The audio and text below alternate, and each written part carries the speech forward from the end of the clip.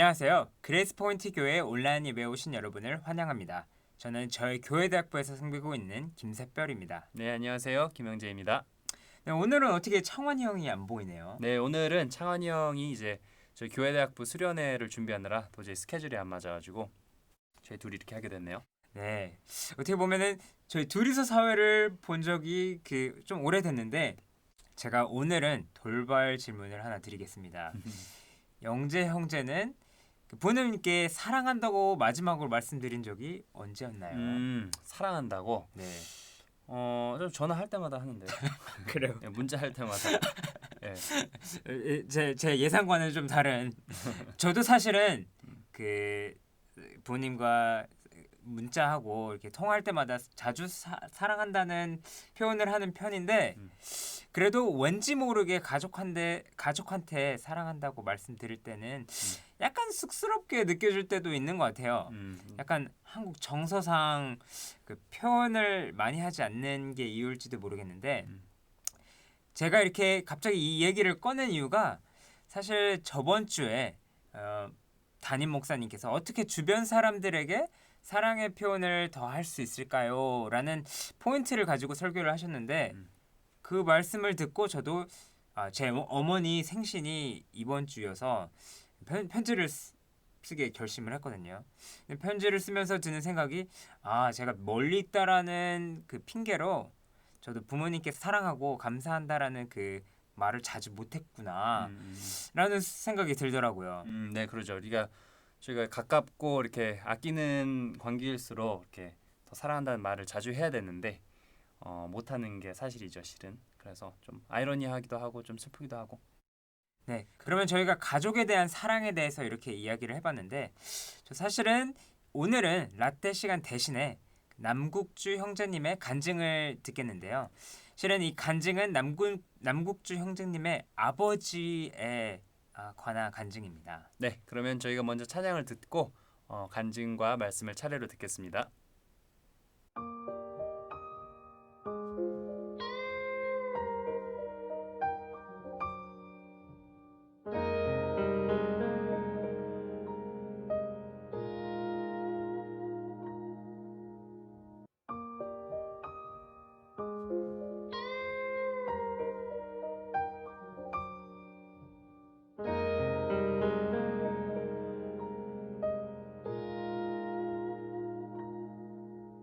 그 선한 힘에 고요히 감싸여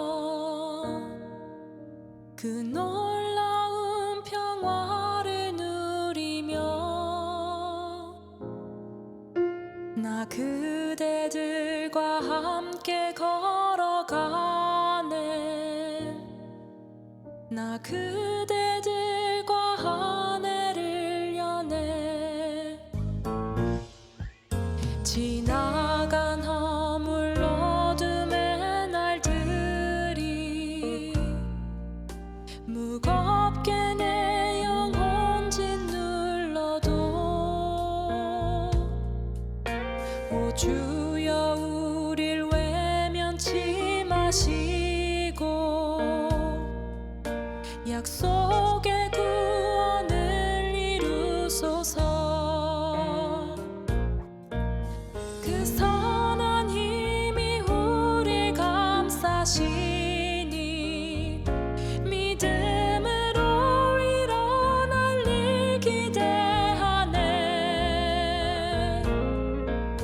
주 언제나 우리와 함께 계셔 하루 또 하루가 늘 새로워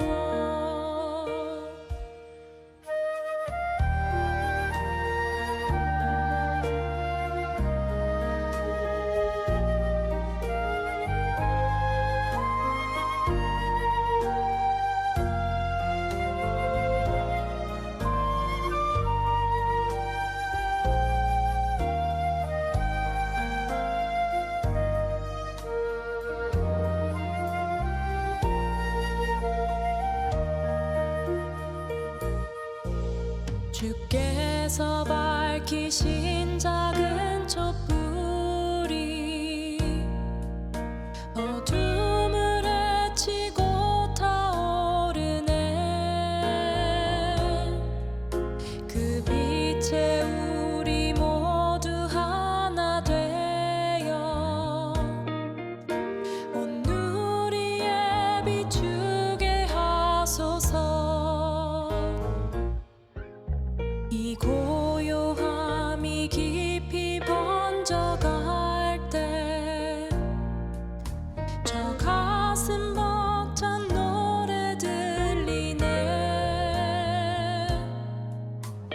다시 하나가 되게 이끄소서.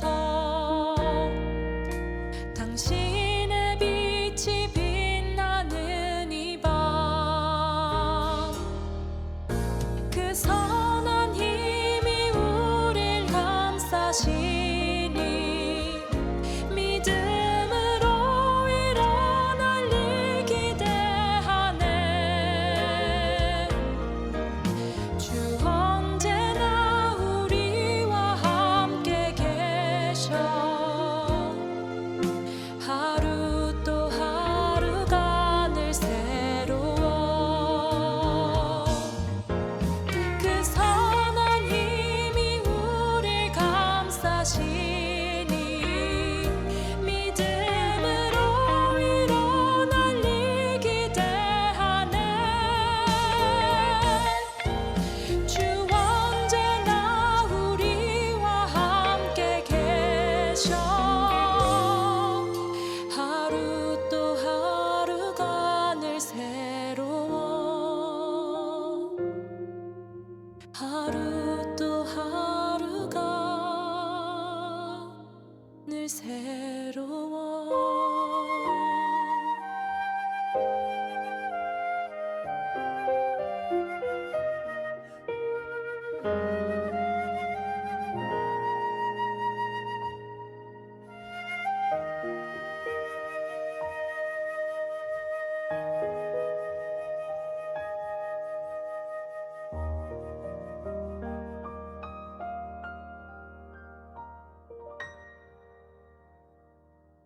안녕하세요. 저는 그레이스포인트 침례교회 다니는 남국주입니다. 오늘은 제 아버님에 대한 간증을 전해드리려 합니다. 아버님께서는 제가 어렸을 때부터 가족의 미래를 위해 많이 헌신하셨습니다. 결혼 전부터 고생 많이 하셨다 들었습니다. 할아버지의 사업이 망했고 친할머니께서는 암으로 고생하시다가 제가 태어나기 한 몇 개월 전에 돌아가셨으며 어린 두 동생을 뒷바라지하기 위해 빨리 직장을 얻으려고 원하는 대학 대신 전문대학교에 다니셨습니다. 제가 태어나서 아버님을 한 5년 동안 매일 못 뵈었는데 그 이유가 건축을 전공하신 아버님이 80년대 초반때 사우디아라비아에서 일 때문에 오래 머무셨기 때문입니다. 사우디아라비아에서 돌아오신 이후에도 열심히 일하셨는데 보통 월요일에서 금요일까지는 얼굴을 거의 못 뵐 정도였고 주말에 못 주무신 잠을 주무시느라 많이 못 뵈었습니다. 하지만 그렇게 헌신하신 아버님 덕분에 저희 가족은 부족함 없이 살았습니다. 제가 12살쯤 됐을 때 우리 가족은 처음으로 집을 장만했고 학창시절 땐 전 먹고 싶은 것, 가지고 싶은 것, 부족한 것 없이 편하게 학교 다니면서 공부만 열심히 했었습니다. 그렇게 열심히 일하셔서 아버님은 대건축 회사에서 과장까지 되셨는데 제가 만 16살이 되던 해 미국 주지사에서 저희 가족 이민 신청 허가가 나왔습니다. 중고등학교 때 영어 공부 열심히 하시고 외국에서 사신 경험이 있으신 아버님 덕분에 그 절차가 수월했던 것 같습니다. 지금 생각해보면 저희 부모님의 이민 결정은 다 저랑 제 동생을 위한 결정이라 생각합니다. 한국에 머무셨더라면 인정도 받으시고 편하게 사셨을 텐데 경쟁이 치열한 한국에서 제가 평범한 학업 성적으로 어떻게 살아남을지 고민 많이 하셨습니다.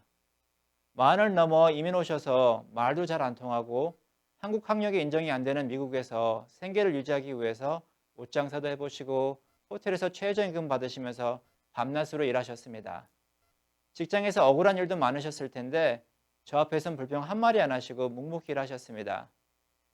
그렇게 헌신하신 부모님 덕분에 저나 제 동생은 돈 걱정 없이 공부 열심히 해서 한국에선 상상도 못했던 UC 버클리랑 UC 샌디에고에서 공부를 하고 좋은 직장도 얻고 결혼도 해서 자식도 낳고 잘 살고 있습니다.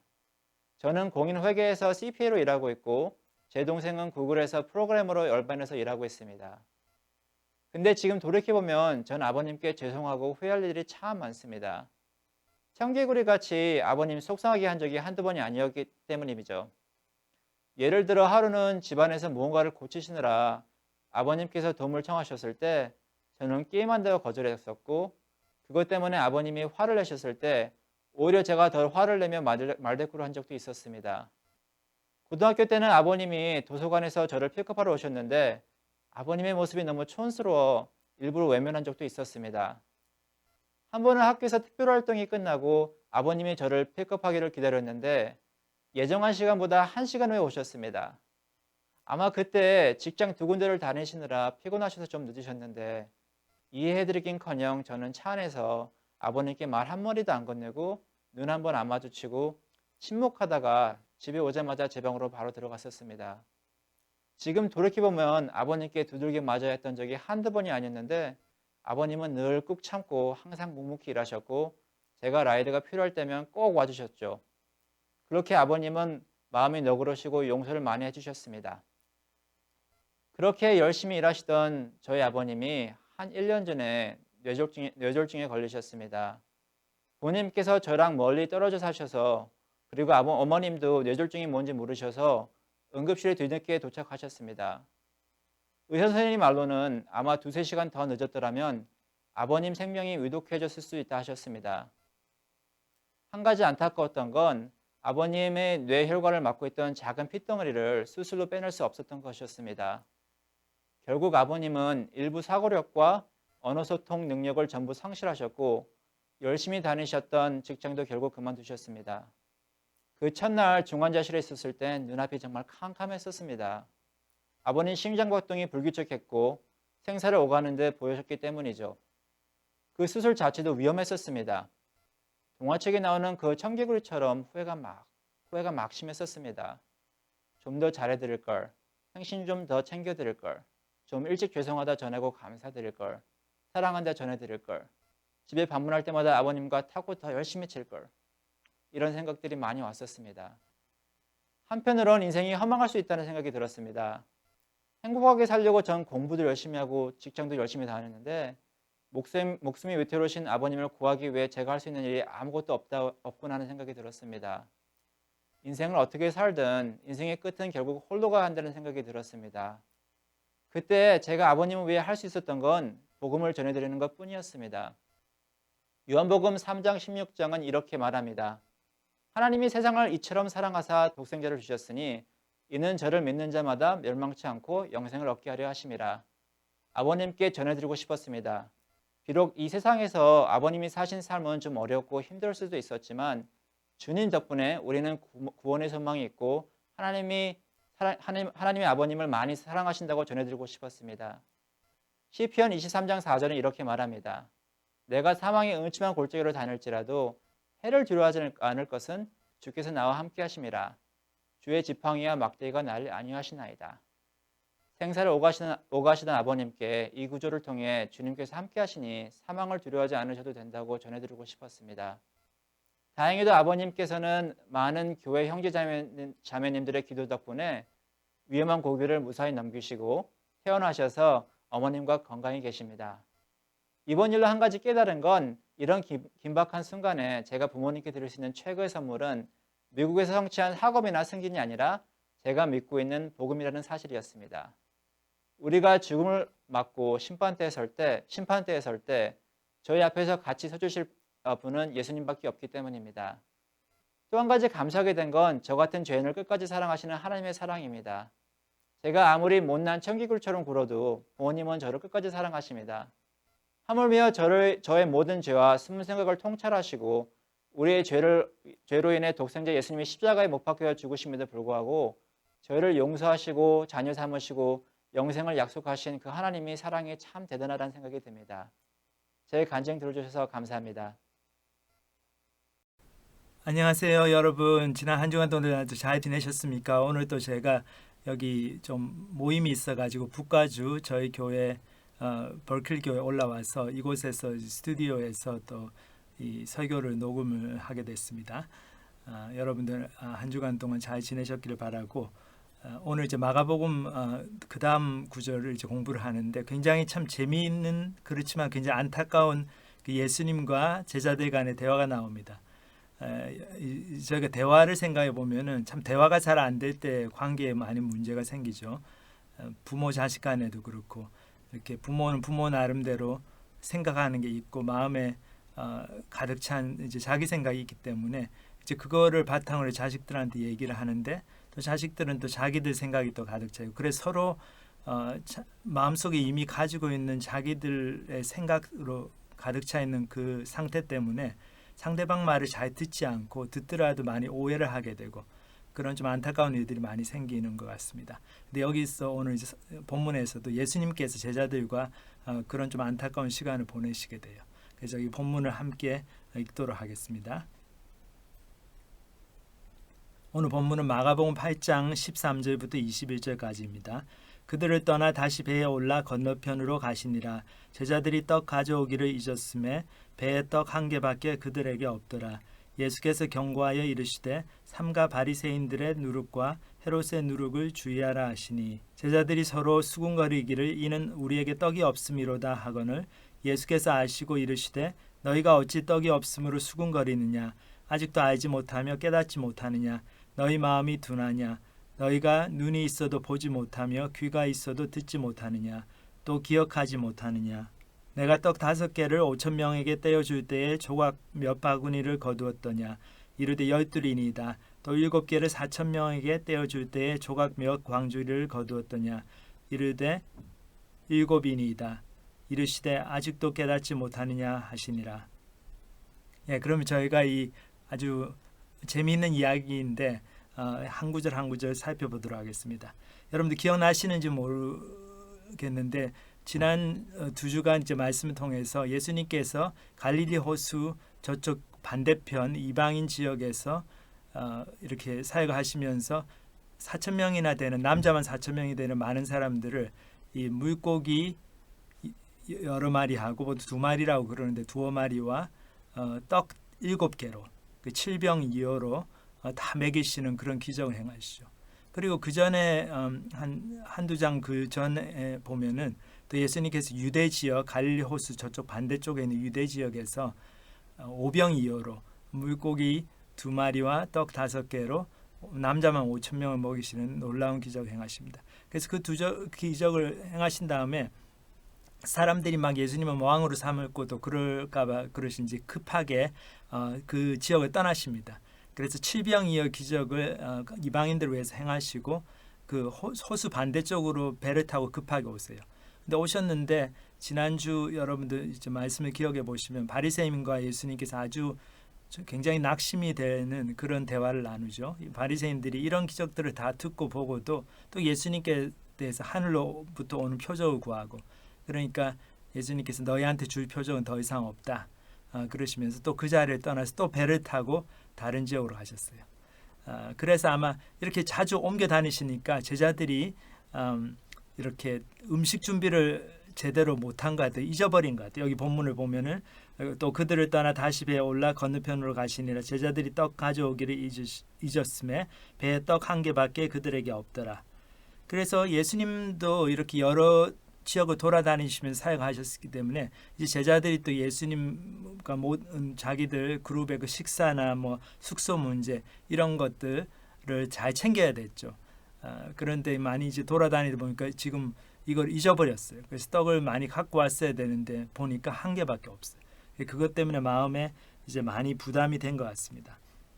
근데 이 장면에 지금 이 순간에 예수님은 생각이 영 틀리셨어요. 예수님의 생각은 그 전에 있었던 그 사역, 그 바리새인들과의 그 안타까운 대화, 또 그 전에도 여러 사람들의 예수님께 왔지만 예수님을 제대로 이해를 못하고 복음을 제대로 받아들이지 않고 그런 경험들을 통해 가지고 이 사람들이 이 사람들의 마음을 가로막고 있는 영적인 그 장애물이 무언가 거기에 대해서 생각하시는 것 같아요. 그래서 이제 그 생각 가운데서 다음에 이렇게 중요한 말씀하시죠. 여기 보면 예수께서 경고하여 이르시되 삼가 바리새인들의 누룩과 헤롯의 누룩을 주의하라 하시니. 그래서 여기 이제 경고라는 말이 나오고 굉장히 중요한 말씀하시는 거죠. 심각하게. 그리고 바리새인들의 누룩, 헤롯의 누룩 좀 이렇게 비유적인 표현을 써가지고 말씀하십니다. 근데 여기 누룩이라는 게 뭔가 하면은 좀 우리 순한국말이지만 이게 효모를 얘기하는 거죠. 이스트. 그래서 여기 이제 사진에 그림에 그 파우더 이렇게 다 건조시킨 그 이제 가루가 된 이제 이스트가 나오는데 이걸 이제 빵에 집어넣으면 이제 원래 빵이 이제 왼쪽 편에 보면은 이스트가 안 들어간 게 그냥 밀가루 같은 거 반죽해서 만든 빵은 이제 무교병이라고 하는데 굉장히 납작하고 단단하죠. 근데 그 빵을 만들 때 반죽에다가 이스트를 집어넣으면 이제 오른쪽에 보듯이 빵이 그 안에서 이스트가 발효가 되면서 공기층을 내부에 형성하기 때문에 빵이 부풀려지고 그래서 이제 훨씬 더 맛도 있고 부드럽고 이제 그렇게 됩니다. 그래서 이제 누룩이 성경에서는 이 주변에 끼치는 이제 강한 영향력 그리고 그 급하게 이 효모들이 이제 배가가 되고 이렇게 빨리 자라는 이제 그런 특징 때문에 이제 많은 경우에 좀 부정적인 의미를 이렇게 상징하는 그런 용어로 쓰입니다. 그래서 죄라든지 아니면 나쁜 영향력들이 이제 급속하게 퍼지는 그런 그림을 그런 이제 의미를 갖다가 전달해 주는데 여기서 이제 보면 예수님께서 결국 바리새인들과 같은 그런 무리들 아니면 헤롯을 추종하는 사람들과 같은 그런 무리들이 갖고 있는 성향 그런 태도들을 그런 것들이 영향을 받지 말 것을 제자들에게 이제 강하게 주의를 주시는 거죠. 그럼 여기서 이제 바리새인들의 누룩, 헤롯의 누룩이 무엇을 의미하는가 그걸 한번 좀 생각을 해봐야 될 것 같아요. 근데 바리새인들은 저희들이 그 전에 많이 봤죠. 이 마가복음 여기 8장까지 공부하면서 여러 장면에서 나타나 가지고 예수님과 많은 대화를 나누는데 참 그때마다 좋지가 않았어요. 여기 이제 그 이유를 보여주는 좀 이제 구절이 나오는데 제가 누가복음 여러 가지 구절이 있지만 누가복음 11장에서 이 한 구절을 찾아봤습니다. 여기 보면 이제 누가복음 11장 예수님께서 바리새인들을 굉장히 신랄하게 비판하시는 장면이 나옵니다. 화 있을진저 막 그러시면서 바리새인들의 위선을 하나하나 조목조목 이 열거를 하시면서 비판하시는데 제가 몇 구절을 읽도록 하겠습니다. 누가복음 11장 43절에서 45절 화 있을진저 너희 바리새인이여 너희가 회당의 높은 자리와 시장에서 문안받는 것을 기뻐하는도다. 화 있을진저 너희여 너희는 평토장한 무덤 같아서 그 위를 밟는 사람이 알지 못하느니라. 한 율법 교사가 예수께 대답하여 이르되 선생님 이렇게 말씀하시니 우리까지 모욕하심이니이다. 그랬잖아요. 여기서 보면은 바리새인들에게 예수님께서 너희는 그냥 사람들한테 대접받는 걸 좋아하고 겉으로는 굉장히 경건한 가지만 평토장 같은 무덤이다. 그 무덤이 이렇게 복묘가 아니고 이렇게 편편하게 그냥 보면 무덤 같지도 않게 이제 그런 무덤은 그 무덤인 줄도 모르죠. 근데 사실 그 안에는 시체가 썩어가고 있고 그 냄새가 나고 그러니까 그런 비유를 드시면서 바리새인들 막 얘기를 하니까 이 한 율법 교사가 이 사람들 이제 바리새인들이 딱 이렇게 대답을 하면서 딱 치고 나오죠. 뭐라고 하면 선생님 이렇게 말씀하시니 우리까지 모욕하심이니이다. 선생님 다른 사람들은 선생님의 말씀을 들어야 되고 회개해야 되고 비판받아야 되지만 우리는 좀 틀리죠. 우리는 하나님 말씀대로 살려고 얼마나 노력하고 어찌 하나님께서 우리 같은 사람 인정을 안 해주시겠습니까? 근데 우리까지 싸잡아서 이렇게 비판하시면 좀 곤란하죠. 이제 그렇게 나오는 거예요.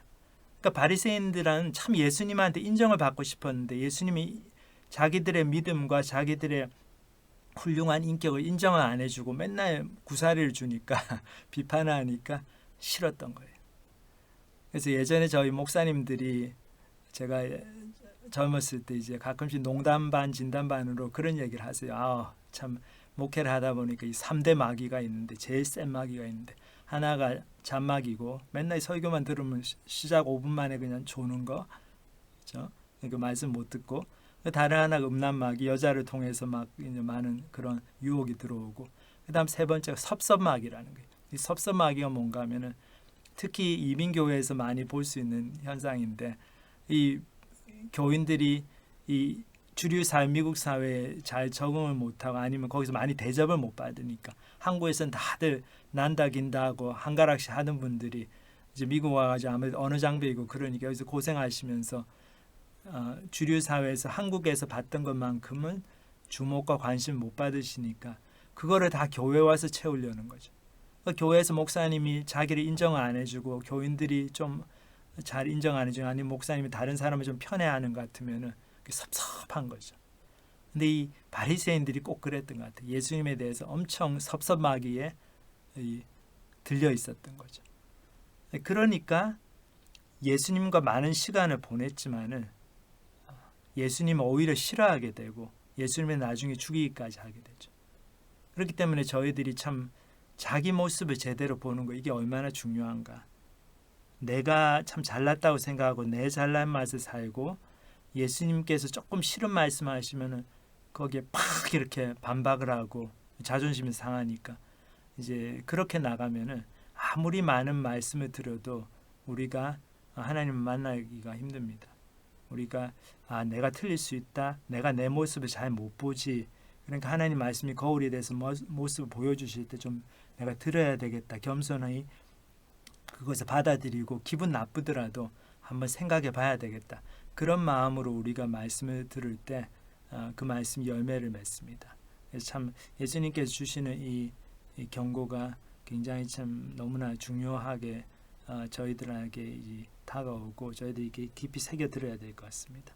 그리고 두 번째로 이제 헤롯의 누룩은 이제 헤롯 임금을 생각해 보면 여기 헤롯은 나중에 침례 요한을 목배 죽이고 예수님 그 십자가에 처형을 당할 때 마지막으로 예수님과 또 좀 이렇게 예수님을 신문하고 그랬던 헤롯 안티파스를 얘기합니다. 그러니까 헤롯 대왕의 아들이죠. 아들 중에 하나인데 이 사람의 삶을 좀 생각해 보면은 이 사람이 침례 요한하고 좀 친하게 지내고 그 말씀을 들으면서 관심은 있었지만은 결국에는 자기들이 자기의 그 세속적인 권모수수 그리고 자기 파워, 자기의 권력에 대한 그 야망 때문에 그 진리를 제대로 받아들이지 못하죠.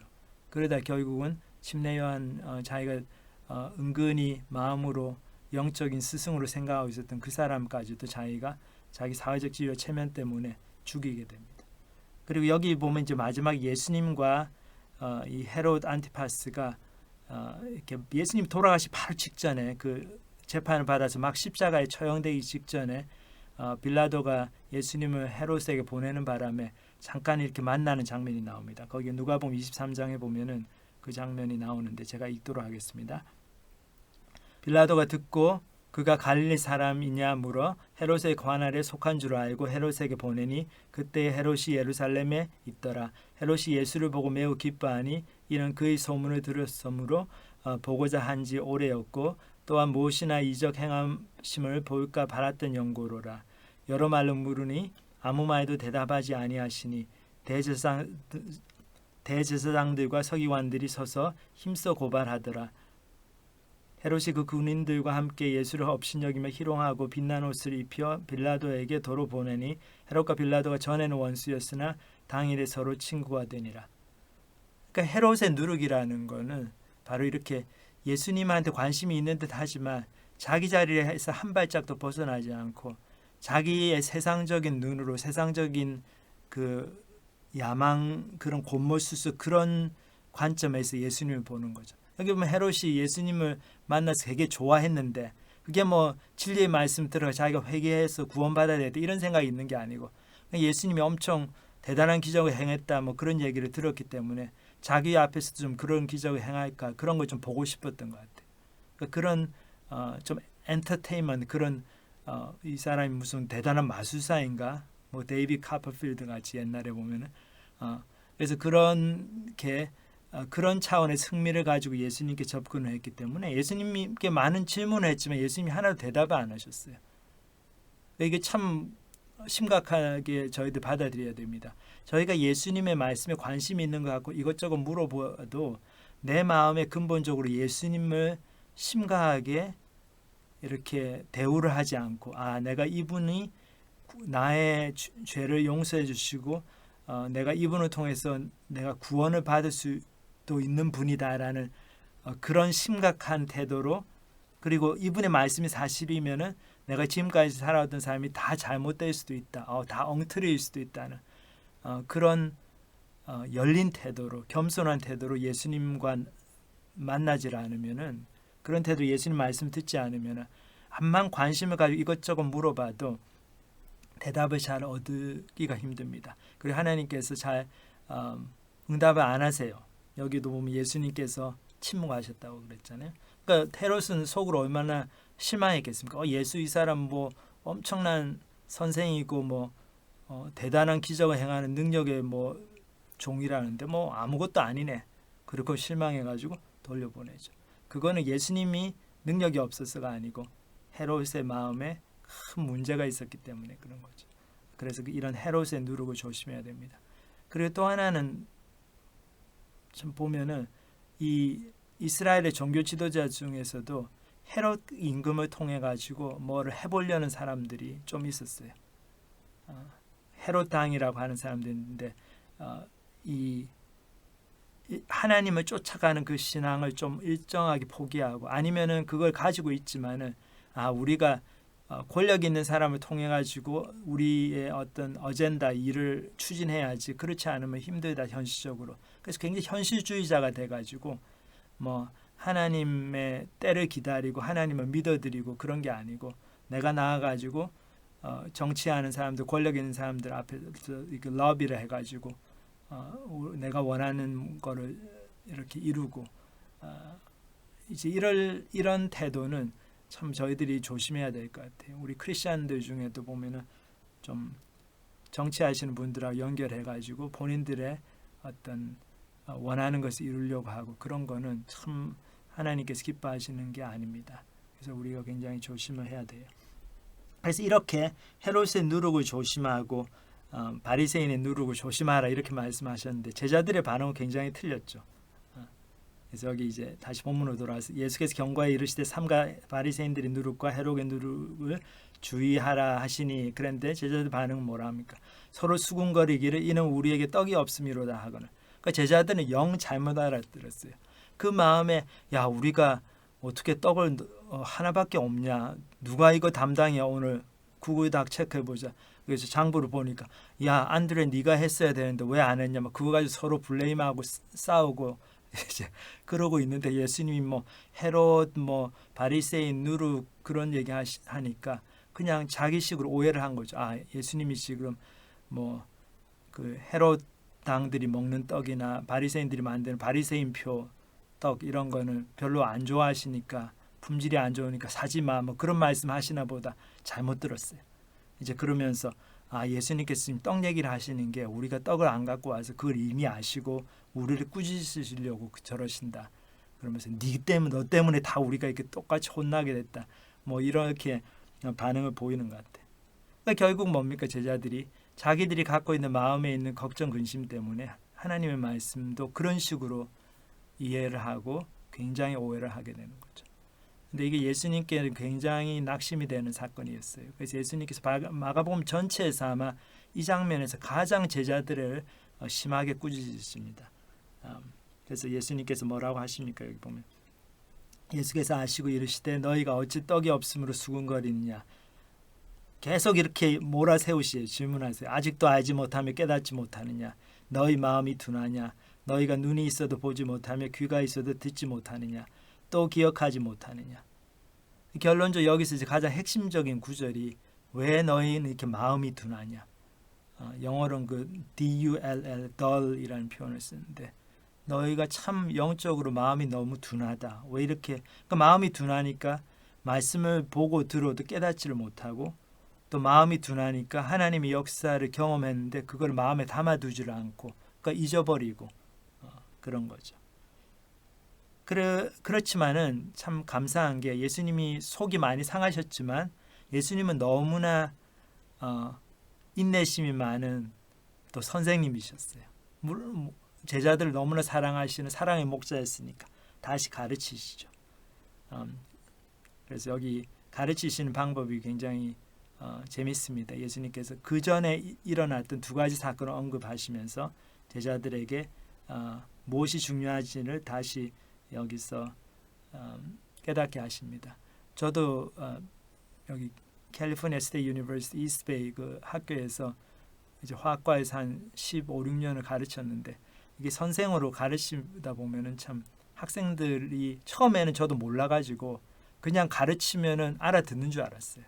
근데 그게 아니더라고요. 근데 나중에 선배 선생님들이 얘기를 해주시는데 교수님들이 하시는 말씀이 아이들한테 똑같은 거 6번 정도 가르치지 않았으면 반복해서 얘기 안 했으면 애들이 기억할 거 학생들이 기억할 거라고 생각도 하지 말라. 적어도 6번은 계속 가르치고 나서 그 다음에 이 정도 했으니까 아마 우리 아이들이 이제 좀 기억을 하고 배웠겠지. 그렇게 기대를 하라. 이제 그런 말씀하셨는데 그 정도로 이제 티칭이라는 게 인내를 요구하는 거죠. 근데 예수님은 그런 인내와 사랑이 있으셨어요. 그래서 제자들을 이게 설명을 해주십니다. 여기 근데 참 재밌는 게 두 가지 그 사건을 언급하시면서 설명하십니다.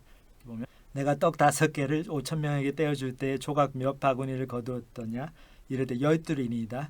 또 7개를 4천 명에게 떼어줄 때에 조각 몇 광주리를 거두었더냐 이르되 7이니이다. 아직 이르시되 아직도 깨닫지 못하느냐 하시니라. 예수님께서 여기서 두 가지 예를 드셨어요. 오병이어 칠병이어 기적들을 얘기하시면서 그거를 기억을 하도록 얘기를 하시죠. 그래서 그 하나님의 역사를 제자들이 경험한 거를 상기를 시켜주십니다. 그래서 기억을 하는 게 이게 너무나 중요합니다. 우리가 하나님의 은혜의 역사를 경험하고 말씀을 경험하고도 그거를 기억을 하고 담아두지를 않으면은 다 나중에는 도루묵이 돼요. 마치 그런 일이 없었던 것처럼 저희들이 행동을 합니다. 그래서 하나님 말씀이 좀 깨달아지고 그럴 때 여러분들 꼭 이렇게 노트로 좀 적어 놓으시고 그리고 옛날에 있었던 거 하나님께서 나를 이렇게 인도하실 거 우리의 과거의 삶도 이렇게 자꾸 시간이 날 때마다 돌아보시는 게 중요한 것 같아요. 저도 후배 우리 형제 자매들한테 그런 얘기를 많이 하거든요.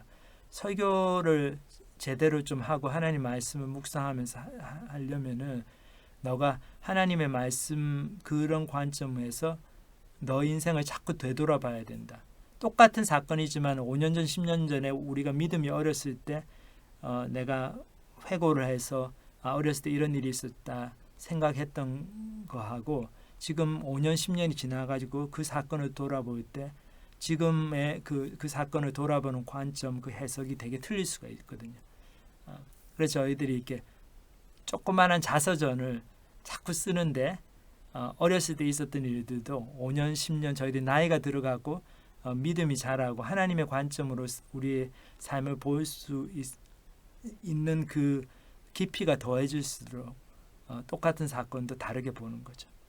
어쨌든 이렇게 기억하는 게 너무나 중요합니다.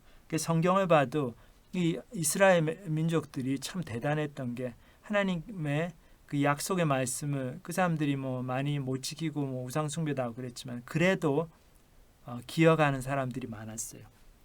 시간이 많이 지났어도 여기 이제 느헤미야 9장 제가 말씀을 잠깐 읽겠는데 여기 보면 주는 하나님 여호와시라 옛적에 아브라함을 택하시고 갈대아 우르에서 인도하여 내시고 아브라함이라는 이름을 주시고 그의 마음이 주 앞에서 충성됨을 보시고 그와 더불어 언약을 세우사 가나안 족속과 헷 족속과 아모리 족속과 브리스 족속과 여부스 족속과 기르가스 족속의 땅을 그의 씨에게 주리라 하시더니 그 말씀대로 이루셨사오매 주는 의로우심이로소이다. 주께서 우리 조상들이 애굽에서 고난받는 것을 감찰하시며 홍해에서 그들의 부르짖음을 들으시고 이적과 기사를 베푸사 바로와 그의 모든 신하와 그 나라 온 백성을 치셨사오니 이는 그들이 우리의 조상들에게 교만하게 행함을 아셨음이라. 주께서 오늘과 같이 명예를 얻으셨나이다. 여기 보면 이제 느헤미야가 이런 얘기를 하는데 느헤미야는 기원전 한 430년 그 당시에 살았던 페르시아의 그 관원으로 높은 지위에 있던 관원으로 있었던 유대인 한 3세쯤 되는 사람이에요. 근데 이 사람이 예루살렘 성벽이 무너졌다는 얘기를 듣고 유대인 3세로서 자기는 사실 페르시아에서 나고 자라고 거기서 교육받고 한 사람인데 돌아가가지고 그 성벽을 건축하는 일을 하면서 회개 운동을 벌입니다. 근데 놀라운 게 이 느헤미야가 이 출애굽 사건 그 1000년 전에 있었던 사건을 다 기억을 하면서 그 회고를 하죠. 그 정도로 1000년 전에 있었던 하나님의 역사지만 이스라엘 백성들 그 후손들이 기억을 하고 있어요. 그래서 홍해를 가르신 하나님, 우리를 애굽 땅에서 노예되었던 우리 조상들을 건져내신 구해내신 하나님, 그 하나님의 역사를 기억하고 있어요. 그것 때문에 영적인 깨달음이 생기고 그것 때문에 하나님의 역사에 지금 자기들이 처한 시대에 주시는 하나님의 역사에 그 소명에 참여를 할 수 있는 거죠. 그 깨달음은 기억함을 통해서 나타납니다. 그리고 두 번째로 또 볼 수 있는 게 참 재미있는 게 예수님께서 또 부스러기 얘기를 하시잖아요. 몇 광주리가 남았느냐, 그러면서 뭐 몇 바구니가 남았느냐. 여기 이제 본문에 보면 내가 떡 5개를 5천 명에게 떼어줄 때 조각 몇 바구니를 거두었더냐 이럴 때 12이니이다. 또 7개를 4천 명에게 떼어줄 때에 조각 몇 광주리를 거두었더냐 이럴 때 7이니이다. 이르시되 아직도 깨닫지 못하느냐 하시니라. 근데 여기서 왜 예수님께서 이렇게 다시 그 leftover 그 부스러기 얘기를 하셨을까? 생각해 보면은 우리가 지난주에 살펴본 것처럼 예수님께서 제자들에게 풍성하게 주시는 하나님, 차고 넘치도록 주시는 하나님이심을 다시 한번 기억시키고 싶어 하셨던 것 같아요. 야, 너희들 왜 이렇게 떡이 없어가 염려를 하느냐? 기억 안 나냐? 내가 7병이요, 5병이요로 4천 명, 5천 명을 이렇게 먹였을 때 그 많은 사람들이 먹고도 남도록 그 남은 게 7 광주리에 차고 12 바구니에 차고. 그러니까 너희들 이렇게 먹고 사는 문제로 너무 걱정 안 해도 된다는 거죠. 정말 중요한 거는 하나님과의 관계를 바로하고 영적인 삶을 살고 천국으로 가는 길로 이제 거기에 우리가 동승을 하고 그것이 너무나 중요한데 근데 사실 저희가 먹고 사는 걱정하느라 자식도 공부시키는 걱정하느라 그런 생활의 염려 때문에 얼마나 많은 경우에 마음이 둔해집니까? 예수님께서 여기서 그거를 경고하고 있으신 것 같아요. 여기 누가복음 21장 34절에 보면은 비슷한 표현을 예수님께서 쓰십니다. 여기 보면 너희는 스스로 조심하라. 그렇지 않으면 방탕함과 술 취함과 생활의 염려로 마음이 둔하여지고 뜻밖의 그날이 덕과 같이 너에게 임하리라. 여기 보면은 방탕함과 술 취함과 생활의 염려로 그 결론으로 마음이 둔해진다고 그랬잖아요. 그러니까 우리가 금수저로 태어나서 돈 많고 뭐 부잣집에서 성공하며 살았으면은 방탕함과 술 취함으로 마음이 둔해질 거고. 근데 대부분의 저희들처럼 흙수저로 태어나가지고 항상 돈 걱정해야 되고 직장 걱정해야 되고 자식 교육 걱정해야 되고 그랬으면은 어떻습니까? 생활의 염려. 그것 때문에 저희의 마음이 둔해지는 거죠. 근데 마음이 둔해지는 거는 꼭 저희가 피해야 됩니다. 어떤 이유에서인지 저희가 마음이 둔해지면 안 되겠습니다. 왜냐하면 마음이 둔해지면은 아무리 하나님 말씀을 듣고 배워도 깨달음이 없어요. 그리고 하나님 역사를 경험해도 금방 잊어버리고 그러면은 영 하나님을 오해하게 되고 바리새인의 누룩 그리고 헤롯의 누룩에 탁 쓰여가지고 이제 하나님과의 관계가 어두워지게 됩니다. 그래서 참 예수님이 주시는 그 풍성한 삶, 그렇죠? 차고 넘치게 부어주신 그 예수님의 약속을 저희들이 믿고 생활의 염려가 마음에 들더라도 그걸 좀 이렇게 내려놓고 자꾸 예수님을 이렇게 신뢰하고 내가 영적인 게 더 중요하고 하나님 말씀을 받는 게 제일 중요하다. 그래서 말씀 듣고 성경 보고 하실 때 좀 마음을 먼저 좀 가다듬고 염려와 걱정으로 가득 찬 마음을 좀 비우고 그렇게 해서 저희들이 하나님 말씀을 들어야 되겠습니다. 여기 예수님께 주시는 약속이 참 놀랍죠. 요한복음 10장 10절에 보면 도둑이 오는 것은 도둑질하고 죽이고 멸망시키려는 것뿐이요 내가 온 것은 양으로 생명을 얻게 하고 더 풍성히 얻게 하려는 것이라. 우리에게 풍성한 삶을 예수님께서 약속해 주셨습니다. 그분이 십자가에 죽으시고 부활하심을 통해서. 그래서 저희들에게 이렇게 생활의 염려로 너무 걱정 안 해도 됩니다. 주님께서 다 채워주시고 저희가 예수님을 믿고 나오면은 풍성한 삶을 주시고 저희 필요를 모두 채워주신다. 그래서 저희들 그것을 믿고 정말 중요한 영적인 교훈 거기에 저희들 예수님이 정말 무슨 말씀하시는가 거기에 초점을 맞춰서 정말 주님께 주시는 놀라운 은혜를 계속 경험하고 열매 맺는 삶을 살게 되는 저희들이 되겠으면 좋겠습니다. 저희들 같이 기도하시겠습니다. 하나님 아버지 감사합니다. 또 저희들 오늘 말씀을 통해서 참 예수님과 바로 옆에 있었던 제자들이었지만 그들의 마음이 걱정과 근심으로 가득 차 있을 때 예수님이 하시는 바로 옆에서 하시는 말씀도 잘 알아듣지 못하고 오해하고 전혀 엉뚱하게 해석하고 이제 그런 모습을 저희들이 보았습니다. 그리고 예수님께서 그 모습을 얼마나 안타까워하시면서 정말 너희들이 왜 이렇게 마음이 둔하냐 깨달음이 없느냐 내가 차고 넘치도록 채워주는 것을 모르느냐 그렇게 제자들에게 정말 믿음을 가질 것을 하소연하시는 또 그 모습을 보았습니다. 저희도 인생을 살면서 고단하고 피곤한 인생이고 생활의 염려가 많고 또 유혹이 많고 그래서 저희의 마음에 많은 다른 생각들이 들어와 있을 때가 있는데 주님께서 불쌍히 여겨주시고 저희에 계속 말씀하여 주시고 또 지적하여 주셔서 저희가 하나님의 은혜를 기억하고 풍성한 삶의 약속해 주시는 그 예수님의 약속을 신뢰하면서 그래서 생활의 염려를 내려놓고 정말 마음을 비우고 예수님 주시는 그 풍성한 삶의 약속을 믿고 그리고 영적인 교훈들을 깊이 묵상하고 순종해 드리는 그런 삶을 살게 되는 저희가 되를 축복하여 주시옵소서. 또 이렇게 주신 말씀 감사를 드립니다. 예수님의 이름으로 기도합니다. 아멘. 네, 좋은 말씀 감사합니다. 어떻게 들으셨어요? 네, 저는 가장 와닿았던 부분이 바로 8장 18절 말씀. 그러니까 예수님께서 눈이 있어도 보지 못하며 귀가 있어도 듣지 못하느냐 하셨던 걸 생각하면서 내가 현재 보고 인식하지 못하는 것은 무엇이었을까 그런 생각을 해봤습니다. 그렇죠. 그러니까 예수님께서 실은 이 제자들을 데리고 다니시면서 정말 여러 기적도 행하시고 정말 많은 것들을 가르치셨는데 이 제자들이 좀 둔하고 이 영적인 눈을 뜨는데 좀 오래 걸린 면이 있었던 것 같아요. 근데 이제 알고 보면 이게 우리의 모습이 아닌가 싶기도 하고 그래요. 네, 저도 그 맨날 성경을 읽고 매주 말씀을 들으면서 정작 하나님께서 정말로 나에게 하고자 하시는 말씀은 무엇일까 고민하지 않으면은 그냥 한 귀로 듣고 한 귀로 흘리게 되는 것 같아요. 네, 그렇죠. 그러니까 나에게 하고자 하는 말씀이 무엇일까 이걸 이제 고민하며 씨름하는 것도 중요하고 또 하나님께서 우리 삶 속에 일하셨던 그 흔적을 찾아내려고 고민하는 것도 중요하겠죠. 그러니까 쉽게 말해서 기억하는 것. 예.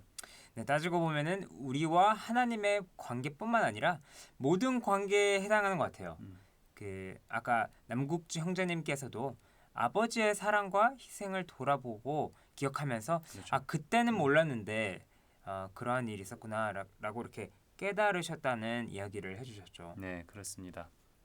이제 우리와 하나님과의 관계도 좀 비슷한 면이 있는 것 같아요. 이제 오병이어 칠병이어 같은 기적은 아닐지라도 하나님께서 이제 저희와 여러분의 삶에 행하신 일들을 기억하는 것, 이제 바로 그것을 하나님께서 이제 바라시지 않을까요 싶습니다. 네, 그렇게 기억을 더듬어 보면서 실은 감사할 것이 참 많은 것 같아요. 네, 그렇습니다. 이제 전도사님께서는 이렇게 표현하셨죠. 우리가 우리의 자서전을 이제 계속 써 내려가야 한다고. 그러니까 성경과 하나님의 관점으로 우리의 자서전을 이렇게 지속적으로 재구성하는 것. 네, 그래서 하나님의 은혜를 똑바로 보고 듣고 기억하고 깨닫는 삶. 네, 바로 그러한 한 주가 되시길 바랍니다. 네, 그러면 오늘은 여기서 마무리를 하고 다음 주에 뵙겠습니다. 네, 감사합니다. 감사합니다.